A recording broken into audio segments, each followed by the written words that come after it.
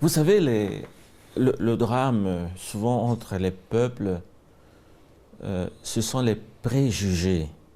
En fait, c'est la méconnaissance mutuelle, donc les préjugés qui font que souvent, il y a de l'incompréhension entre les nations, entre les peuples. La Turquie, fort heureusement, n'a pas été une nation colonisatrice en Afrique.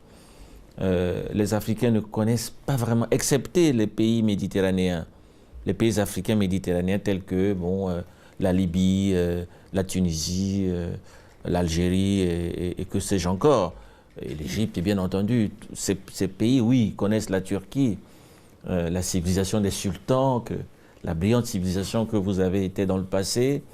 Mais les Africains, au sens large, au sens où l'on l'entend, de manière, l'Afrique noire, disons-le, ne connaît pas vraiment la Turquie.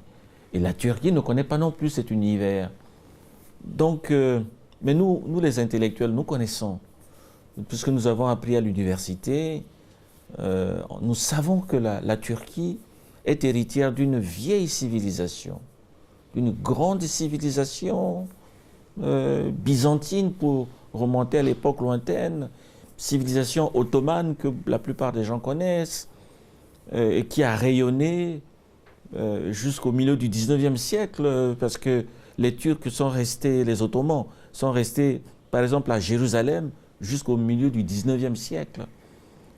Et donc cette histoire, elle est vraiment fascinante. Souvent les gens ne parlent que de l'émergence économique de la Turquie. Mais cette émergence repose sur un passé glorieux, une histoire riche, un patrimoine culturel immense. Et étant ici à Istanbul, c'est vraiment un privilège. J'ai été visiter les grandes mosquées que tout le monde connaît, la mosquée Bleue, la mosquée Sainte-Sophie, mais aussi les grands sites touristiques du pays.